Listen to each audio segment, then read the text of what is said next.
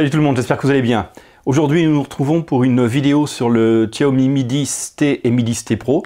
Je vais parler évidemment un petit peu à la fin, mais très brièvement du Mi 10T Lite. Je vais plutôt me concentrer sur les deux principaux modèles cette fois-ci. J'essaye à chaque fois de donner le maximum d'informations dans les vidéos, mais pour essayer de rester le plus synthétique possible, il y a évidemment des choix. Et si vous n'avez pas retrouvé certaines informations que vous attendiez, les commentaires sont là pour ça. N'hésitez pas à poser vos questions et j'y répondrai ensuite au mieux de mes possibilités ou quelqu'un d'autre le fera à ma place. Commençons donc par le design de ce Xiaomi Mi 10T. Eh bien de ce côté-là, on peut dire qu'il est finalement très classique, très 2020. C'est un design qu'on retrouve sur beaucoup de téléphones. Après, on aime, on n'aime pas, évidemment, ça les questions de goût, ça ne se discutera pas. Moi, je le trouve plutôt très sympa visuellement. Nous retrouvons un écran de 6,67 pouces, donc un très grand écran. C'est un écran qui a un poinçon en haut à gauche, de façon là aussi très traditionnelle. Par contre, ce qui va faire la particularité de cet écran, c'est qu'il a une dalle rafraîchie à 144 Hz, ce qui est le plus fort taux de rafraîchissement actuellement disponible. D'ailleurs, il y a très peu de téléphones et c'était plutôt des téléphones orientés pour les gamers. Donc de ce côté-là, Xiaomi fait relativement fort. Par contre, parce qu'il y a évidemment un tout petit bémol quand même qu'il faut mettre à cela, ça ne va pas être un écran AMOLED mais un écran LCD.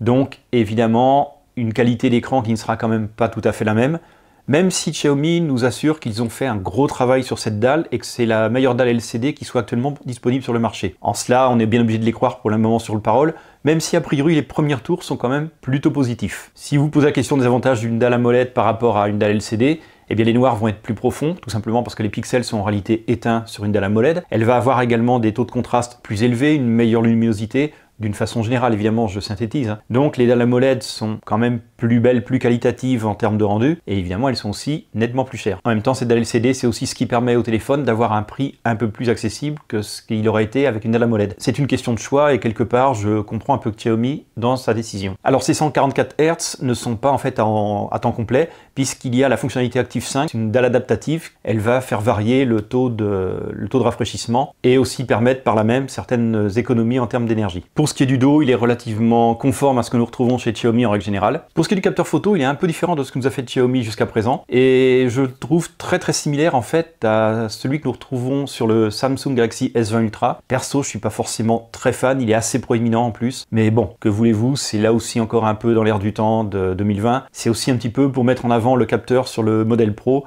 Bref, nous allons revenir un peu dessus dans la partie photo un peu plus loin. Et pour le capteur d'empreinte, eh bien il ne sera pas sous la dalle, comme un certain nombre de téléphones qui sont sortis récemment.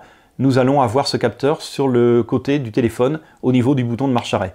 Et il reste un dernier point en termes de... Alors c'est pas du design pur, mais c'est lié à cet aspect extérieur du téléphone, c'est son poids. Et là, au niveau du poids, il est vraiment très lourd, puisqu'il fait 216 grammes sur le Mi 10T et 218 grammes sur le Mi 10T Pro. C'est donc un téléphone qui ne conviendra pas à tout le monde, de par sa taille et surtout par son poids. Côté hardware, nous allons retrouver le Snapdragon 865, donc le meilleur processeur actuellement sur le marché. Nous allons avoir ici le maximum de puissance, un processeur qui permet bien évidemment la capacité 5G. Nous retrouverons également du Wi-Fi 6, ce qui est toujours appréciable puisque là aussi c'est quand même une norme qui va se démocratiser au fur et à mesure. Côté batterie, nous avons une grosse capacité de 5000 mAh.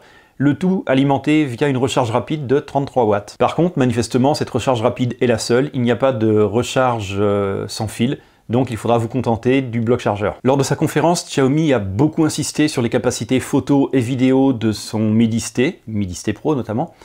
Et donc, je ne vais pas vous détailler pour le moment les objectifs, je vais revenir un petit peu plus loin dans la partie différence, puisqu'évidemment, nous n'avons pas les mêmes modèles sur les deux téléphones.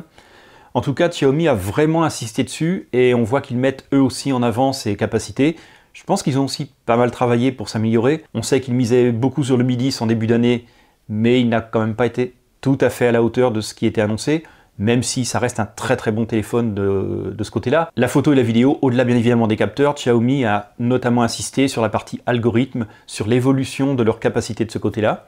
Ils ont mis en avant un certain nombre de fonctionnalités qui apparaissent sur cette gamme Mi 10T. Ils nous ont présenté notamment différents types de modes d'exposition possibles. Il y a toute une panoplie. Évidemment, ça se fait avec un téléphone qui sera sur un trépied. Il y a également, en termes de vidéo, la possibilité de filmer simultanément sur les caméras avant et arrière, ce qui peut être sympa dans certains contextes. Ils ont également montré un mode clone que vous pouvez utiliser aussi bien en photo, mais également en vidéo. Là aussi, ça peut être intéressant dans certains contextes. C'est pas quelque chose que vous utiliserez forcément au quotidien, mais c'est une fonctionnalité qui est sympa, qui vous évitera ensuite pas mal de post-production derrière sur un ordinateur. Et bien évidemment, ils ont mis en avant leur possibilité de filmer en 8K, comme c'était le cas sur le Mi 10 il y a quelques mois. Passons à présent aux différences entre ces deux modèles. Alors la première, bien évidemment, ça va être sur la RAM et la capacité de stockage. Alors de ce côté-là, les informations que je vais vous donner, c'est sur les modèles qui seront disponibles en France.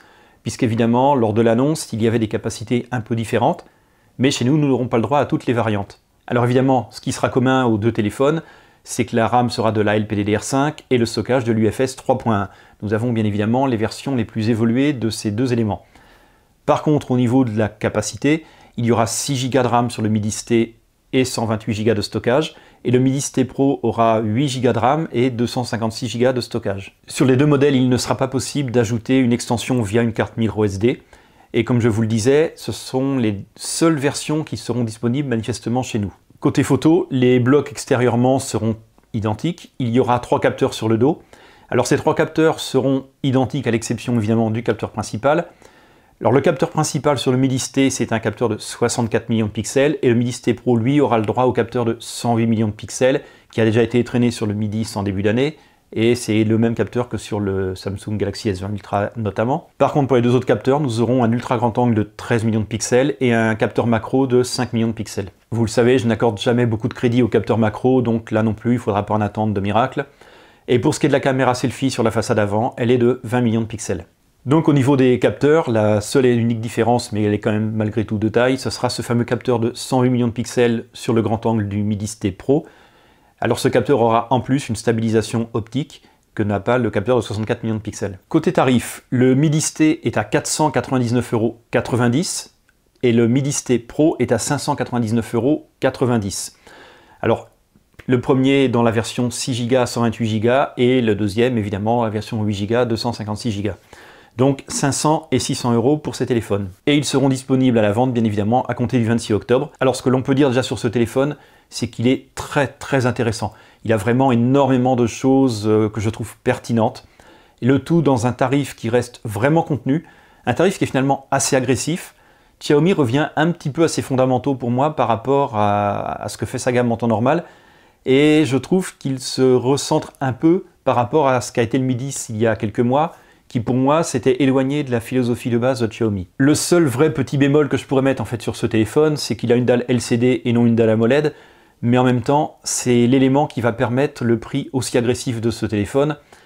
Donc quelque part, je comprends ce choix, et encore une fois, les premiers retours que j'ai pu avoir sur ce téléphone, sur cette dalle notamment, sont des retours qui sont finalement positifs. Apparemment, Xiaomi, comme ils l'ont dit lors de leur annonce, ils ont fait du très bon boulot de ce côté-là. Alors avec les tarifs qui sont proposés pour ce Midi ST et ce Midi ST Pro, je pense que Xiaomi va attirer beaucoup de monde. C'est un téléphone qui a beaucoup d'atouts, qui a vraiment beaucoup d'atouts. Je pense que côté photo et vidéo, ils se sont encore améliorés et il devrait être très intéressant. Alors évidemment, il faudra attendre les premiers retours avec des tests assez complets sur la partie photo et vidéo, mais je pense quand même globalement qu'il devrait être plutôt bon. À mon avis, Xiaomi a pas mal progressé encore dessus ces derniers mois. Comme je vous le disais, je vais vous parler quand même brièvement du modèle Lite qui a été présenté également à cette occasion. Il a un écran de 6,67 pouces également. C'est un écran toujours LCD qui là par contre sera rafraîchi à 120 Hz, ce qui est un très bon taux de rafraîchissement là aussi. Il bénéficie également de l'Active 5 qui permet donc un taux de rafraîchissement adaptatif en fonction des applications utilisées. Le point son sera cette fois-ci central et non plus à gauche comme ses deux grands frères. Au niveau du dos, la différence est assez flagrante puisque les capteurs photos sont regroupés au milieu dans un cercle, enfin c'est plutôt une sorte de carré dans un cercle.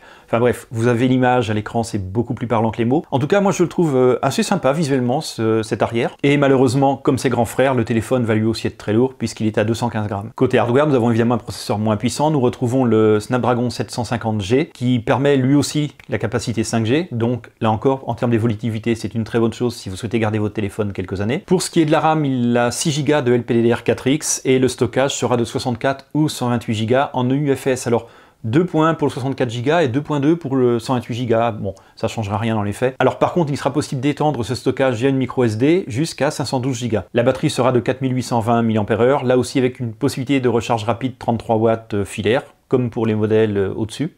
Et pour la photo, nous aurons cette fois-ci 4 capteurs, qui sont un grand angle de 64 millions de pixels, un ultra grand angle de 8 millions de pixels, et les deux capteurs restants, c'est un capteur macro de 2 millions de pixels et un capteur de profondeur de 2 millions de pixels également. Pas de 8K sur ce modèle, il est limité à de la 4K 30 fps, et la caméra selfie en façade sera de 16 millions de pixels. Pour ce qui est des tarifs, il commence à 269 € en modèle 64 Go de stockage, et il passe à 329 € en modèle 128 Go de stockage. Ce téléphone, comme ses grands frères, sera un téléphone qui sera positionné de façon relativement agressive sur le marché. Donc là aussi, il devrait plaire à beaucoup de monde. Évidemment, ses capacités en termes de photos et de vidéos, il faudra voir ce que ça donne exactement. Mais on va retrouver certains des algorithmes disponibles sur les MIDI ST et MIDI ST Pro sur ce modèle de base également. Donc je pense qu'il devrait être relativement bon sur le grand angle. L'ultra grand angle, il sera certainement un peu moins performant. C'est pas un capteur extraordinaire.